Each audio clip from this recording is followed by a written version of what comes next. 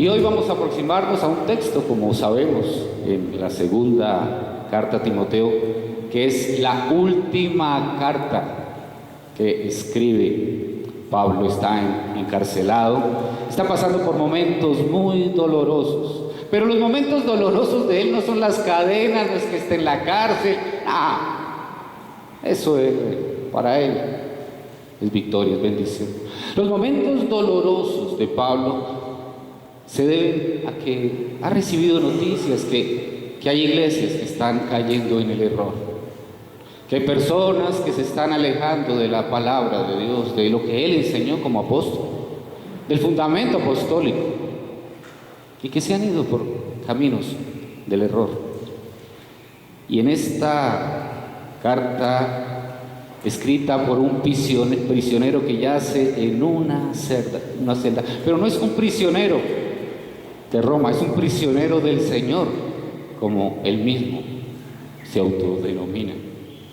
Su mente está divagando en la maldad de los tiempos y está preocupado por la timidez de Timoteo, que está pastoreando la iglesia de Éfeso. Pero es tímido, tal vez es débil, y la oposición es tan fuerte.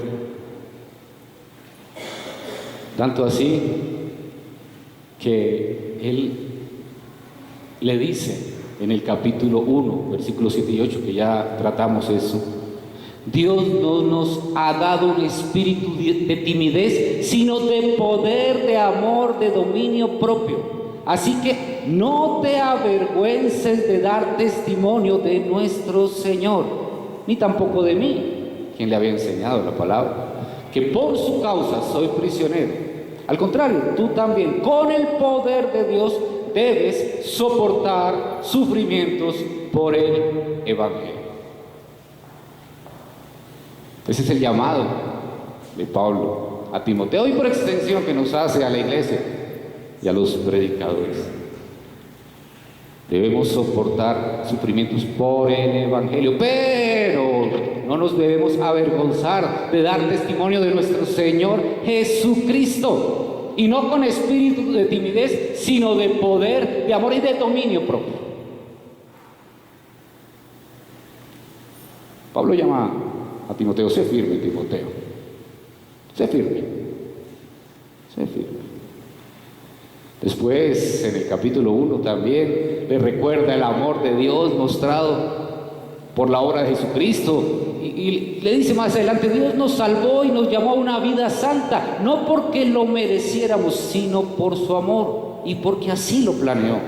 Esto se hizo evidente con la venida de Jesús nuestro Salvador, quien destruyó el poder de la muerte y por medio de la buena noticia nos ha dado la vida eterna. Y termina diciendo: padezco estos sufrimientos y no me avergüenzo, porque sé en quién he creído. No me avergüenzo y padezco los sufrimientos que tenga que padecer, porque sé en quién he creído. ¿Aquí alguien sabe en quién ha creído? ¿Alguien sabe en quién ha creído? ¿En quién hemos creído? En Jesucristo. Por eso no nos avergonzamos. Vamos a avergonzarnos. Y después de poner en el centro la fe en Jesucristo, porque el centro de todo nuestro caminar es la fe en Jesucristo, Pablo le recuerda la importancia de mantener la enseñanza apostólica, la enseñanza bíblica. Y es así como en el capítulo 1, versículo 13, le dice: sigue el ejemplo de la sana doctrina que de mí aprendiste. Pablo está diciendo: mire, hay un molde, hay una manera, es esa enseñanza, es esa doctrina apostólica. Allí está. ¿Y por qué le está hablando de esta manera Pablo a Timoteo? Lo que Timoteo debía retener y enseñar era exactamente aquello que había recibido de la autoridad apostólica de Pablo, y nada más. Nada más. Es la autoridad apostólica. Los apóstoles y los profetas son el fundamento de nuestra fe. Ese es el fundamento de nuestra fe. Pero en los tiempos de Pablo, las falsas doctrinas ya estaban pululando, al igual que hoy. Eso ha sido permanente en la historia de la iglesia. Porque hay una guerra contra la verdad. ¿Por qué? Porque solo la verdad nos puede hacer libres. Por eso hay una guerra contra la verdad. Y por no haber una sana doctrina bíblica, una saludable doctrina bíblica, una incorrupta doctrina bíblica, la iglesia está enferma. Ha perdido el rumbo. Y lo que Pablo nos está enseñando es que en primer lugar sabemos en quién hemos creído, pero en segundo lugar que tenemos que estar convencidos de que la sana doctrina que está aquí en la palabra de Dios está disponible hoy para todo aquel que cree en Jesucristo. Aquí está. No tenemos que buscarla en otro lado. No hay necesidad. Dice después que con el poder del Espíritu Santo que vive en nosotros, cuida la preciosa enseñanza que te he confiado. ¿Con el poder de quién?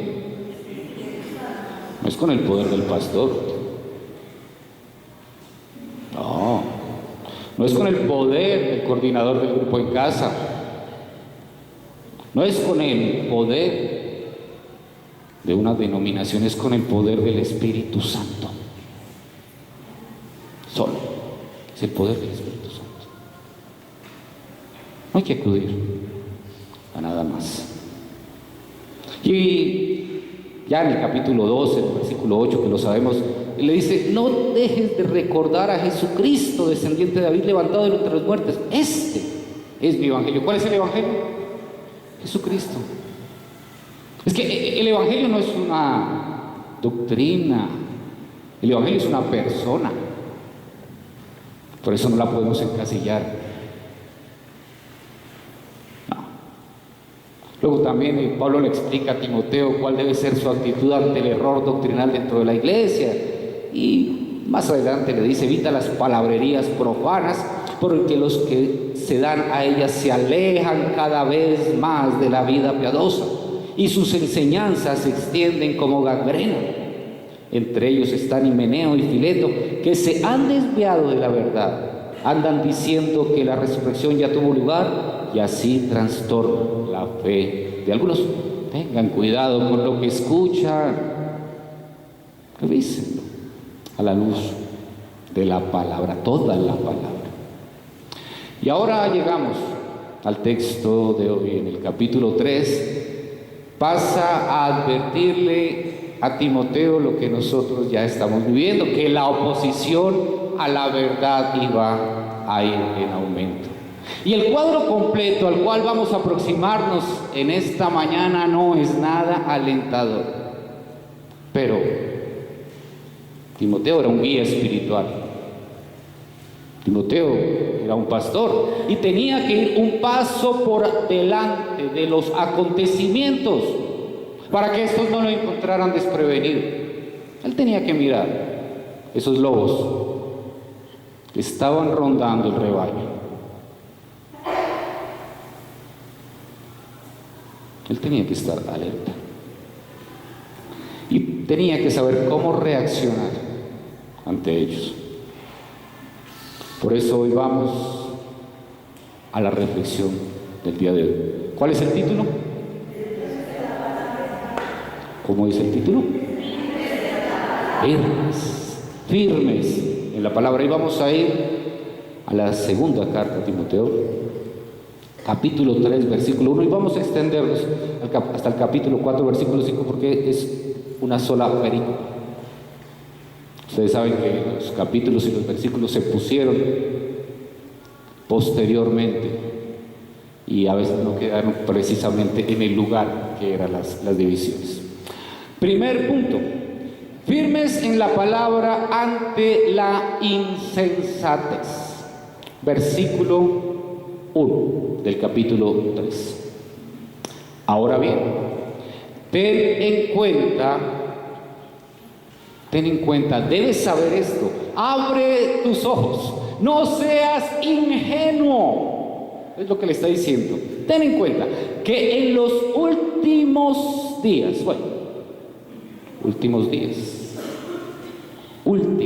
¿qué dije? Últimos días. ¿Cuáles son los últimos días? Los últimos días son desde la primera venida de Jesucristo hasta la segunda venida de Jesucristo. Y hace unos días leía en un libro un ejemplo maravilloso. Decía, es como el embarazo. Los últimos días son como el embarazo. Al principio no se nota mucho. Es más, podemos pasar al lado de una mujer embarazada y no nos damos cuenta, pero a medida que va pasando el tiempo se va notando, ¿cierto? Y en la medida que va llegando el momento del parto se nota más y más. Así son los últimos días. Mientras más va pasando el tiempo, más se va notando la evidencia de esos últimos días.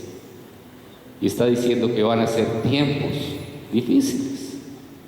Y hoy Pablo le está diciendo a Timoteo y nos está diciendo a nosotros, Dios a través de esta carta nos está diciendo a nosotros que el problema no van a ser tanto las persecuciones externas, más bien van a ser las corrupciones internas, la decadencia de muchos que se autodenominan cristianos y no lo son, la decadencia de muchos que son maestros de la fe.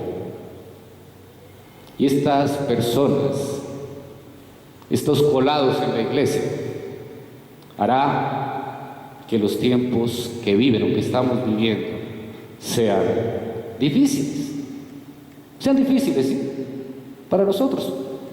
¿Por qué? Serán tiempos problemáticos, tiempos dolorosos, tiempos angustiantes para todos aquellos que quieren mantenerse firmes en seguir la palabra de Dios. Tiempos en que se está arraigando la perversidad, tiempos de pobreza espiritual, de abundancia del error, y es fácil. Nosotros sencillamente miremos alrededor. ¿Cuántos lugares donde se dice predicar la palabra? No se predica la palabra, se predican otras cosas diferentes, porque se ha abandonado la verdad de la Biblia. Dice a continuación Pablo a Timoteo y a nosotros: la gente estará llena de egoísmo y avaricia. Uy, esa avaricia sí que pega duro.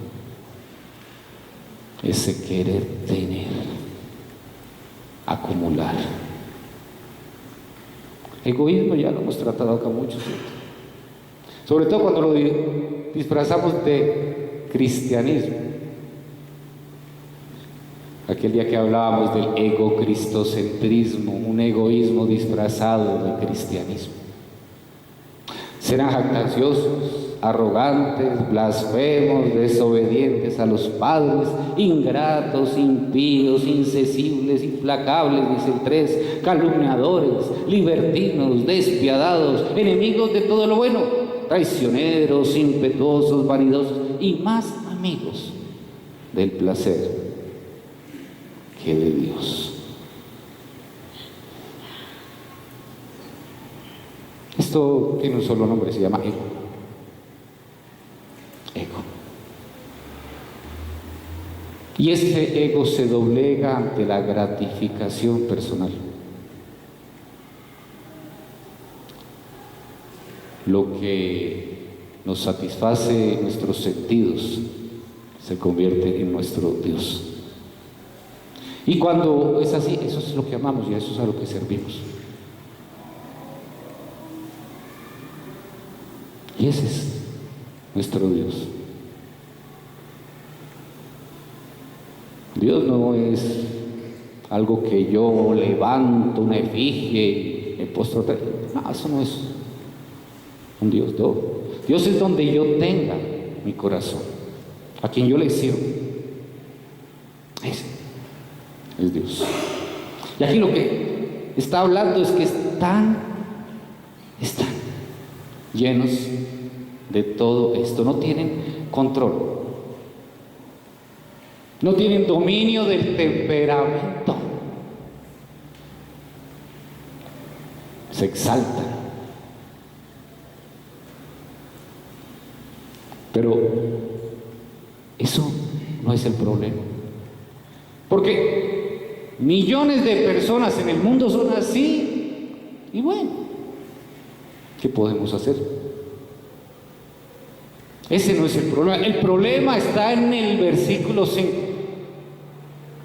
donde dice: aparentarán ser piadosos. Lo más impresionante de estas personas que acaba de describir Pablo con toda esta cantidad de problemas es que aparentarán ser piadosos. ¿Qué es eso de la piedad, de ser piadosos? Es ese afecto, es ese respeto hacia Dios, es esa entrega de verdad absoluta a ese Salvador que lo dio todo. Pero estas personas solo lo aparentan, es solo apariencia, tienen esa máscara que muestra piedad, pero por dentro son todo eso que se describió. Son buenos para cumplir todo aquello que muestra piedad, pero viven como si la piedad no fuera sino una palabra que no tiene ningún contenido espiritual, como una cuestión de moda, como una cuestión de estatus. Pero no hay fuerza, no hay eficacia allí. También la apariencia de piedad está en algo que está muy de moda en nuestra época, esa piedad que está sostenida en las emociones, en sentirse alegre, en sentirse enajenado, agitado. No, esa no es la verdadera piedad, porque la apariencia de piedad quiere decir que el centro somos nosotros mismos. Eso es apariencia de piedad, cuando el centro no es el Señor. Pero, como siempre les recuerdo, si en este momento tú te estás dando cuenta, Señor, como que yo tengo apariencia de piedad, como que realmente yo no soy piadoso, como que realmente todo lo que yo hago es externo, pero no hay nada dentro de mí, estoy seco, no te preocupes. El Señor está con los brazos abiertos esperándote para que tú te acerques a Él y le digas: Señor, he aparentado piedad, pero hoy corro a tus brazos a rendirme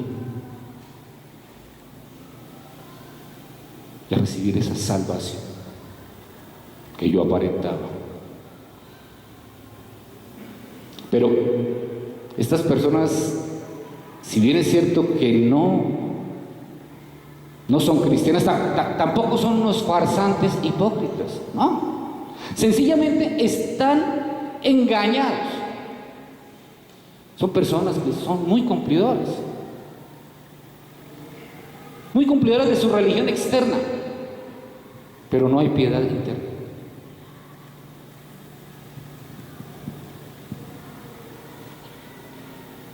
Están convencidos que lo que están practicando es correcto, pero no hay piedad.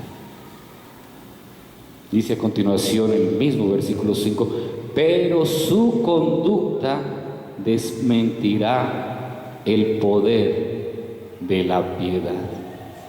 Una religión sin Cristo es un cuerpo sin vida, es un cuerpo sin poder.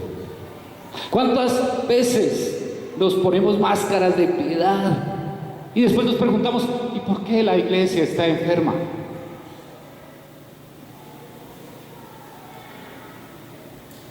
Porque se ha convertido en una fiesta de máscaras. Todos aparentando piedad.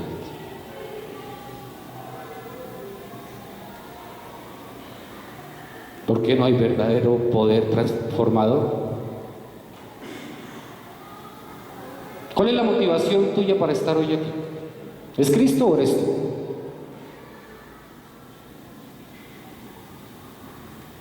¿Qué está pasando por tu mente en este momento? ¿Hay piedad?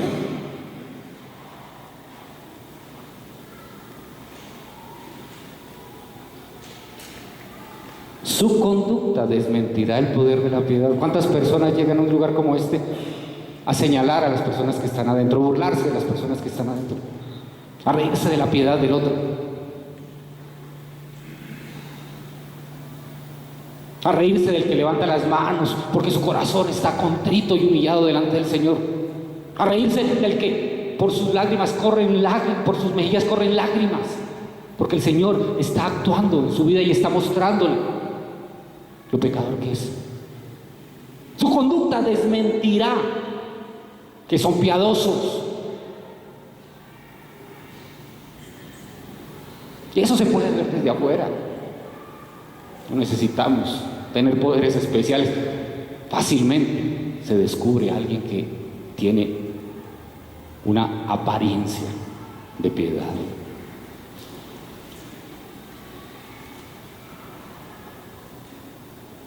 ¿Saben? Estamos en un mundo donde se pelea tanto por los derechos y los derechos. Y entonces la gente está tan obsesionada con sus derechos, con su ego, que se sienten con la libertad de tener una religión a la carta. El Dios que yo quiero es de esta manera. No. Es que el Dios único y verdadero es el que está revelado aquí en la palabra. No, vamos a la carta. Si tú crees que puedes tomar las porciones bíblicas que te gustan y desechar las otras, ese no es el verdadero Dios. Si tú crees que puedes acomodar la palabra de Dios a dogmas humanos, ese no es el verdadero Dios.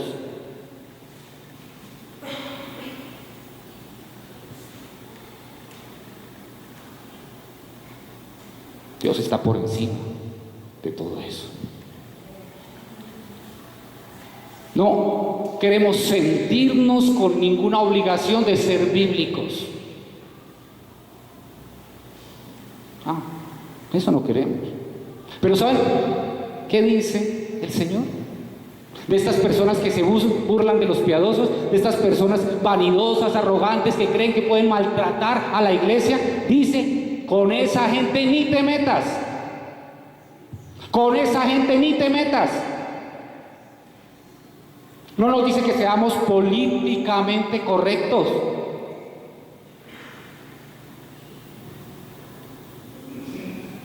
Anoche una de esas personas me estaba dando la mano y no se la doy porque yo obedezco la palabra. Me dice: con esa gente ni te metas, y no me meto con esa gente.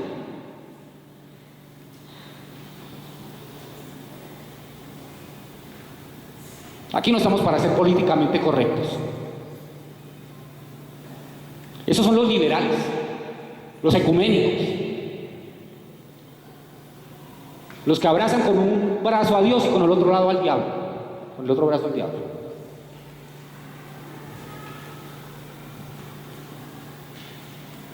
Los que por un lado promulgan la palabra de Dios y por el otro lado promulgan que está bien el homosexualismo.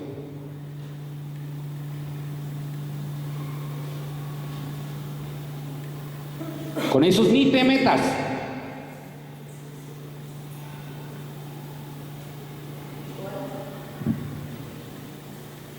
La orden es clara. Es clara. La responsabilidad de los cristianos no solo es evitar estas actitudes, es evitar a estas personas.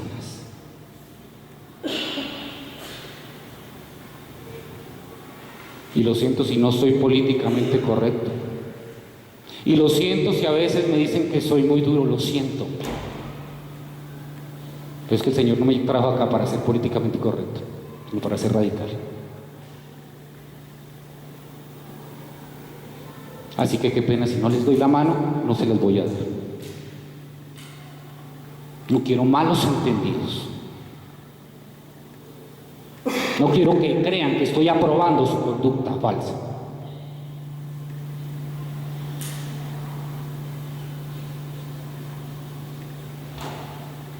Dice el versículo 6.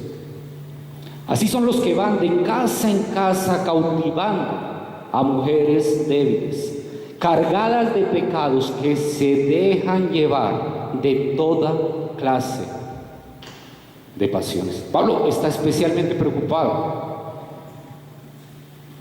por las personas que no se están dando cuenta, por las ovejas que les permiten la entrada de estos personajes a las casas, por aquellas mujeres que en aquella época no tenían la suficiente capacidad de defenderse ante el engaño y podían caer en explotación sexual, en explotación financiera.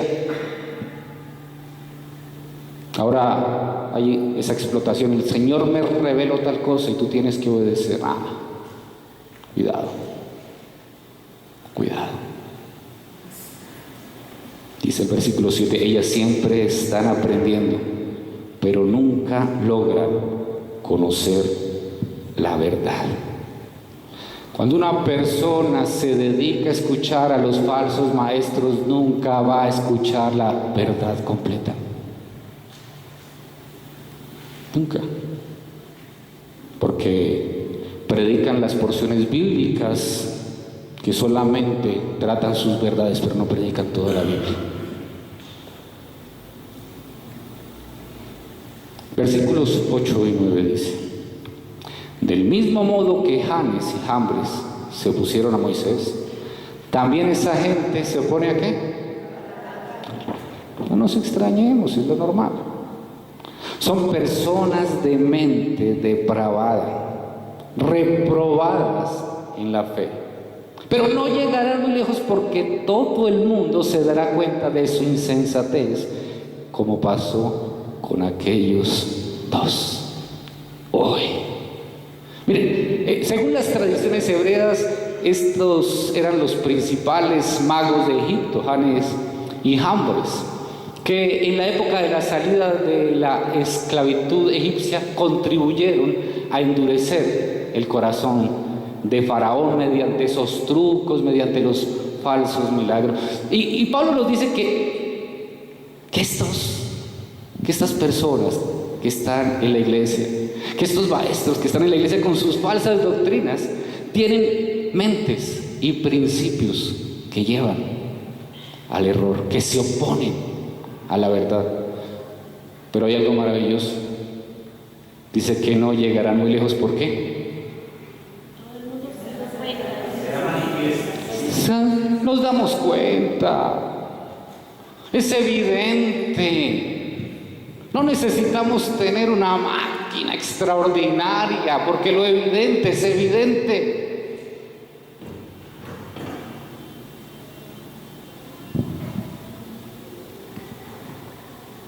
Ahora, porque Pablo le está escribiendo a Timoteo, que es un siervo de Dios. ¿Qué hace un siervo de Dios llamado a predicar en medio de una circunstancia como esta? Punto 2. Firmes en la palabra ante la oposición. Tú, en cambio, aquí hay una línea divisoria que traza Pablo. Esa línea divisoria entre Timoteo y aquellos que eran gobernados por el Espíritu de los postreros tiempos, de la falsa piedad. Has seguido paso a paso mis enseñanzas, mi manera de vivir, mi propósito, mi fe, mi paciencia, mi amor, mi constancia. Pablo era un gran ejemplo para Timoteo. Pablo es un gran ejemplo hoy para nosotros. Pablo era un hombre celoso de la doctrina de los apóstoles y por eso Dios lo utilizó como un instrumento útil. Has seguido paso a paso.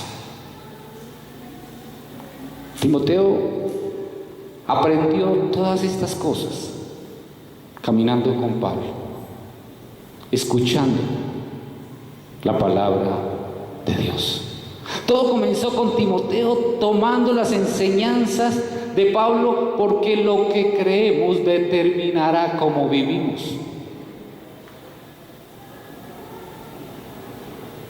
Si tú crees en la Biblia, eso va a determinar la manera como tú vivas. Uno podía ver que Pablo poseía una fe que no cualquiera tenía, y Timoteo quería tenerla. Por eso cuando nosotros nos acercamos a ver la vida de los apóstoles, con sus errores, con sus dificultades, nos muestra lo que es una vida transformada por Cristo, y tiene que ser ejemplo para nuestras vidas. Dice el versículo 11: mis persecuciones y mis sufrimientos. ¿Estás enterado de lo que sufrí en Antioquía, Iconio y Listra, y de las persecuciones que soporté, y de todas ellas me libró el Señor? ¿Saben algo? Hay algo que es una promesa para nosotros. Primero, que vamos a ser perseguidos. De esa no nos escapamos. Pero la segunda, de que el Señor nos va a librar de la persecución.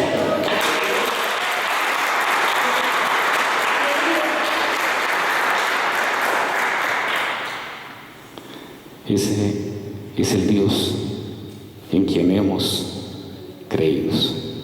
Y si no estamos dispuestos a ser marginados por algunas personas, entonces nunca podremos ver cómo el Señor nos libra de esa persecución.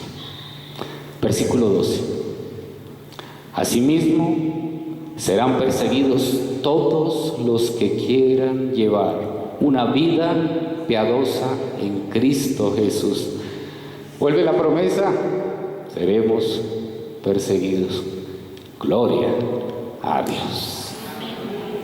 Versículo 13: mientras que estos malvados embaucadores irán de mal en peor, engañando y siendo engañados. Y aquí estamos viendo dos universidades diferentes. Está la universidad de los piadosos, que se van graduando en la medida que van creciendo en la fortaleza de Dios, y que serán librados por la mano misma del Señor en medio de ese caminar. Pero están los malvados, que también se van a graduar de su propia universidad, la universidad del diablo, y van a crecer de mal en peor, porque esa inmundicia irá aumentando en sus vidas. Y así llegamos al punto 3. Firmes en la palabra, solo en la palabra.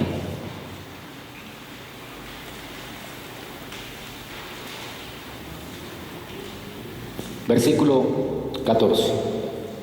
Pero tú permanece firme en lo que has aprendido y de lo cual estás convencido, pues sabes de quiénes lo aprendiste. Timoteo aprendió la palabra de Dios, las Escrituras. Aún el Nuevo Testamento no estaba compilado. En las rodillas de su madre y de su abuela. La mamá de Timoteo le enseñó las Escrituras cuando Timoteo aún era un niño. Y debido a eso, Timoteo era sabio,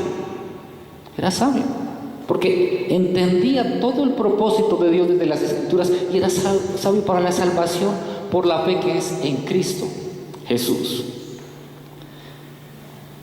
¿Por qué? ¿Por qué le dice, permanece firme? Permanece firme. Porque nadie, por bien instruido en la palabra, por bien fundamentado en las Escrituras, por bien aferrado a la gracia de Dios, está fuera del alcance de la tentación, del alcance de la caída en pecado, del alcance de la incluso ruina final. Nadie. Por eso Timoteo le dice, Pablo le dice a Timoteo y nos dice a nosotros, mantente firme. ¿En qué? En la palabra, en lo que aprendiste, en las Escrituras, en la palabra. Esa es la diferencia entre una iglesia que camina por la palabra como lo hacemos nosotros y una iglesia que, como vemos en algunos lugares, están hablando lo que se le iluminó al pastor ese día. O que solamente escoge algunos textos porque son los que convienen. No. En toda la palabra. Solo en la palabra de Dios. Dice el versículo 15. Desde tu niñez conoces las sagradas Escrituras, que pueden darte la sabiduría necesaria para la salvación, mediante la fe en Cristo Jesús. Sabemos que la sabiduría viene de las Escrituras, porque la sabiduría es el temor de Dios, exactamente. Y para saber cómo respetamos y reverenciamos a Dios, pues tenemos que conocer a Dios, y la manera de conocer a Dios es a través de la palabra, y solo a través de la palabra. Versículo 16. Toda la Escritura. ¿Cuánto de la Escritura? Los 66 libros completicos. Es inspirada por Dios y útil para enseñar, para reprender, para corregir y para instruir en la justicia. Inspirado quiere decir con el aliento de Dios. Las Escrituras nacen del aliento creador de Dios, ese mismo aliento que da vida. Es el aliento creador de Dios. No solo es inspirada por Dios, y como es inspirada por Dios la guardamos como un tesoro. No es para guardar, es para aprender de ella, es para que ella sea nuestra guía de fe y conducta. Es para ser alimentados por ella.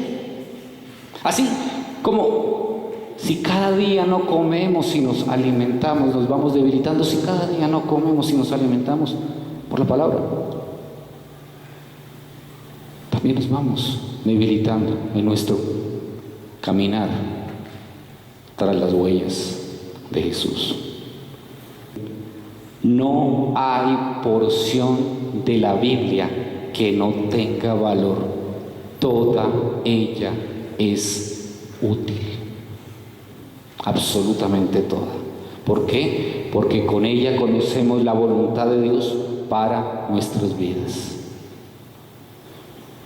También nos dice que señala lo que es falso, que corrige, nos encamina cuando nos hemos desenfocado, cuando estamos caminando por donde no debemos caminar. Nos instruye en la justicia de Dios, esa justicia de Dios en la que reconocemos que Jesús pagó por nuestros pecados, porque por nosotros mismos no podríamos cumplir con la justicia de Dios. Continúa el versículo 17, a fin de que el siervo de Dios esté enteramente capacitado para toda buena obra. Para que ser impactados por la palabra de Dios, para que recibamos el regalo de la salvación por fe, para que seamos declarados justos, pero para que después de todo esto caminemos en las obras que Dios preparó de antemano para que nosotros camináramos en ella. Y es así como llegamos al capítulo 4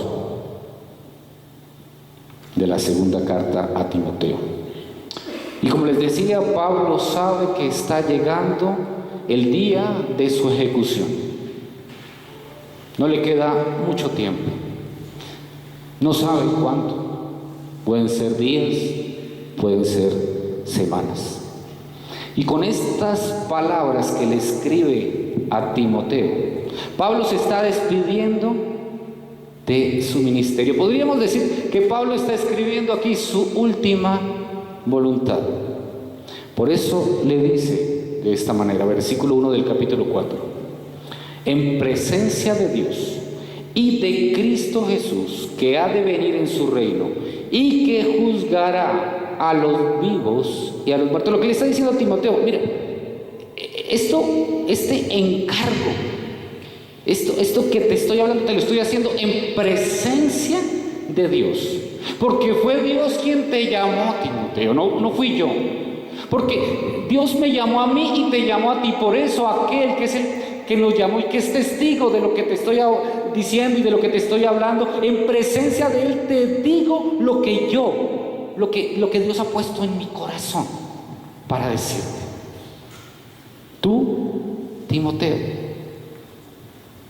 tienes que recordar que Jesús ha de venir y va a juzgar a los vivos y a los muertos. Y tú, Timoteo, tienes que recordar que Dios te va a juzgar a ti en la manera que llevaste la palabra de Dios.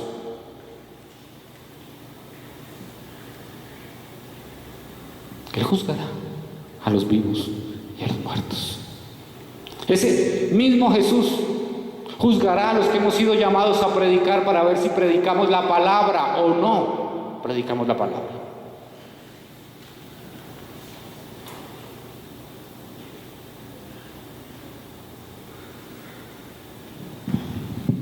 Te doy este solemne encargo.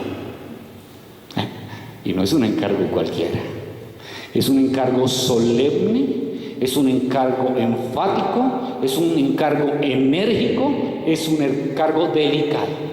¿Y cuál es el encargo? Versículo 2. Predica la palabra.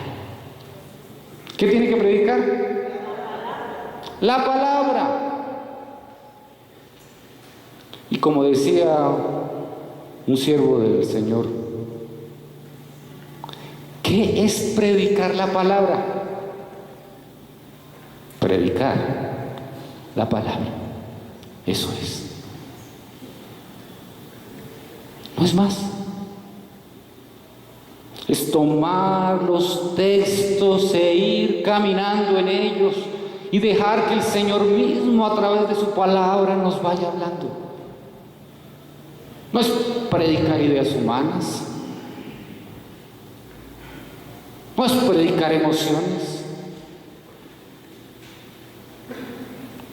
Y no es defender posiciones teológicas o doctrinales. Predica la palabra.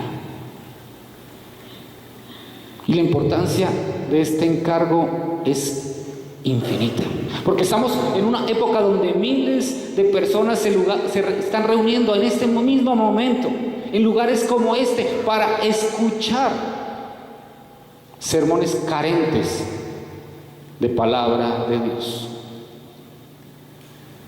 Lo que le está diciendo Pablo a Timoteo es: cuando tú llegues, cuando tú hables, no tienes que estar predicando como si la palabra estuviera llena de ideas interesantes. Como si la palabra estuviera señalando dogmas o teorías. No. Tienes que predicar la palabra, confronta a la gente con la palabra. No estás para ser amigos, estás para predicar la palabra. No estás para que te aplaudan, estás para predicar la palabra. Y te van a perseguir por eso. Y se van a burlar de ti por eso. Pero te hago un encargo solemne: predica la palabra.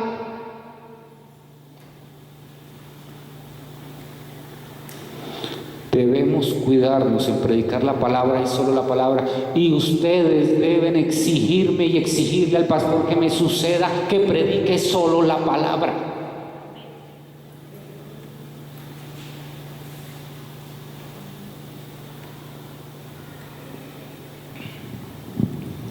Pablo no dijo que predicara comenzando en la Biblia, ¿sí? Como a veces leen un texto bíblico y terminan en otro lugar que nada que ver con el texto bíblico.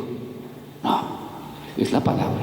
Tampoco dijo que predicara acerca de la Biblia, comentando lo bonita, lo interesante que es. Predica la palabra porque Jesús es la palabra. Toda la palabra apunta a Jesús.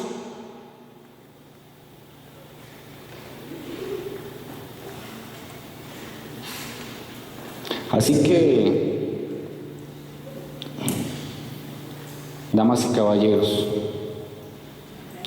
si alguien viene a este lugar, de esta ciudad, en esta dirección, a este salón,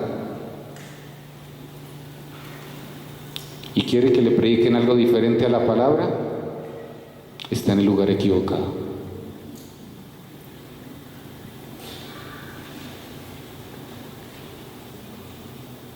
Hay muchos lugares donde les predican lo que quieran escuchar. La palabra, no una religión, no un dogma, no una confesión denominacional, la palabra. Cuando se predica la palabra, se está predicando una persona, a Jesús, el Señor y Salvador. Persiste, dice a continuación el versículo 2, en hacerlo, sea o no sea oportuno. Persiste, permanece, predica fielmente todo el consejo de Dios. Permanece, no cedas. Sea o no sea oportuno, en momentos favorables o desfavorables, no importa cómo la reciban los que la están escuchando. No importa si la reciben con agradecimiento, si la reciben con enojo, si la reciben con burla. Predica la palabra.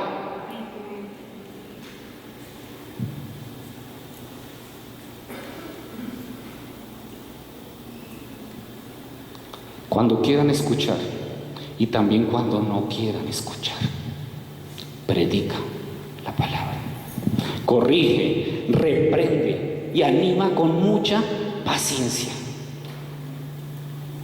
La palabra tiene que ser comunicada con convicción para que corrija, para que amoneste. Reprender es una palabra muy fuerte.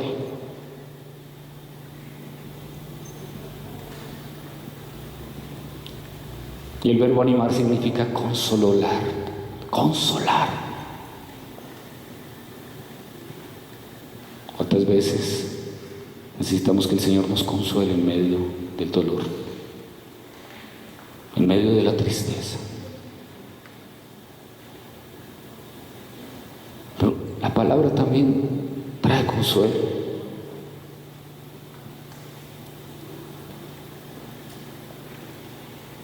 Con mucha paciencia, y eso sí que necesitamos quienes llevamos la palabra. Pero bueno, así nos manda el Señor. Pero miren lo que dice a continuación: sin dejar de enseñar.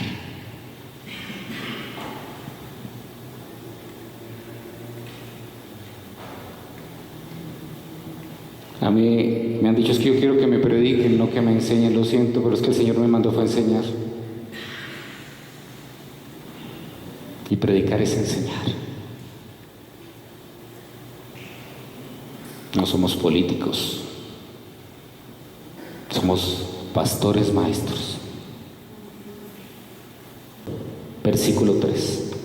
Porque llegará el tiempo en que no van a tolerar la sana doctrina, sino que llevados de sus propios deseos se rodearán de maestros que les digan las novelerías que quieren oír. Alguien decía que el púlpito en nuestra época es como una caja de resonancia que simplemente le dice a la gente lo que la gente quiere oír.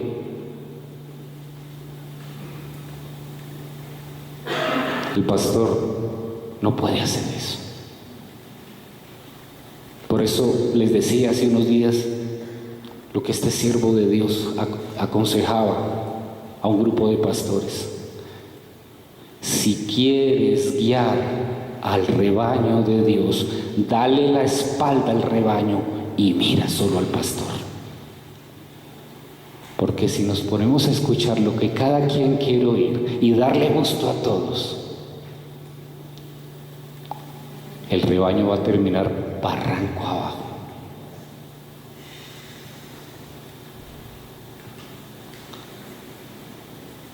Hay tristemente pocas personas que toleran la enseñanza sana, firme, apegada a la palabra. No la quieren oír, no quieren caminar en crecimiento. Solo quieren que les hablen bonito. Y van surgiendo maestros a la medida de cada persona. Por eso hay un principio de mercadeo que se utiliza en muchos lugares. La demanda crea su propia oferta. ¿Qué necesitas? Yo te lo doy. Los oyentes, ¿qué quieren escuchar cuando vengan a este lugar? Y yo acomodo la enseñanza para las personas.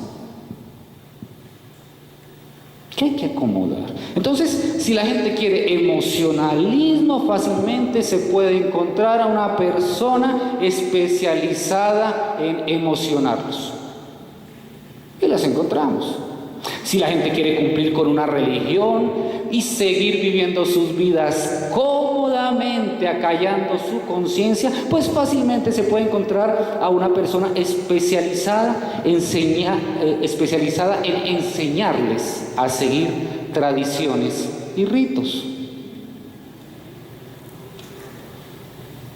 Si la gente quiere dinero, fácilmente se puede encontrar a una persona especializada en mostrarles a un Dios que quiere volverlos millonarios. Si la gente quiere superar traumas o ser más exitosa, fácilmente se puede encontrar personas especializadas en ayudarlas a encontrar el ganador que hay en ti.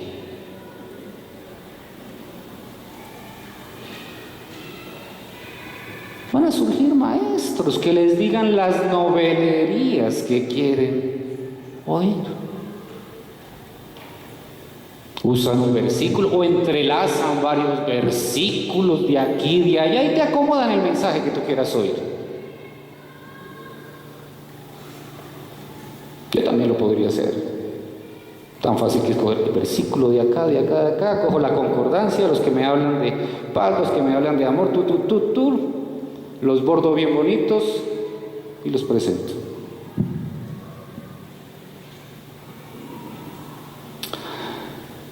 Versículo 4. Dejarán de escuchar la verdad y se volverán a los mitos. Porque no quieren escuchar la palabra de Dios, quieren escuchar lo que ellos quieren oír. Y a veces es tan triste escuchar personas que llevan años en una iglesia y resultan con frases que se supone que están en la Biblia y no tienen nada que ver con la Biblia. ¿Saben? Hay que tener cuidado. Cuando dejamos de escuchar la verdad, todo lo que escuchemos nos va a llevar a ser esclavos del mundo y sus deseos, porque eso es lo que queremos oír. Pero le dice en el versículo 5: tú, por el contrario, sé prudente en todas las circunstancias, mantente alerta, cuida de ti mismo, no bajes la guardia, no des un mal paso. Tenemos que estar vigilantes. Prudencia, cuidado, sigilo. Porque mientras más grave es la enfermedad, más fuerte tiene que ser la medicina. Y tenemos que estar constantes para atacarla. Soporta los sufrimientos. Dedícate a la evangelización. Pablo había tenido que soportar tantas aflicciones y le está diciendo a Timoteo y nos está diciendo a nosotros por extensión: soporten los sufrimientos. Porque la compañía de la predicación fiel a la palabra de Dios son los sufrimientos. Predica la palabra. Cumple con los deberes de tu ministerio. Y sabes que a veces es tan complicado porque llegan las personas y dicen: pero allá donde aquel falso maestro, allá eso se ve lleno, hay cantidad de gente.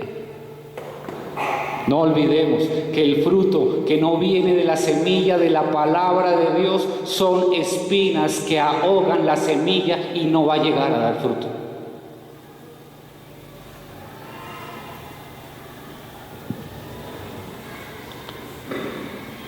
Cumple los deberes de tu ministerio.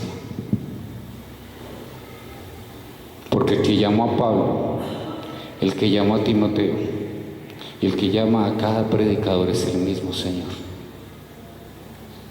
Por eso debemos cumplir los deberes de nuestro ministerio. Hay un corolario que tal vez no está para ampliar en los televisores, pero lo voy a leer, son los versículos 6 a 8 ya para terminar. Yo por mi parte ya estoy a punto de ser ofrecido como un sacrificio, y el tiempo de mi partida ha llegado. He peleado la buena batalla, he terminado la carrera, me he mantenido en la fe. Por lo demás me espera la corona de justicia que el Señor, el juez justo, me otorgará en aquel día, y no solo a mí, sino también a todos los que con amor hayan esperado su venida. Amén. Estamos peleando la buena batalla, porque es la mejor batalla, la batalla por permanecer en la palabra.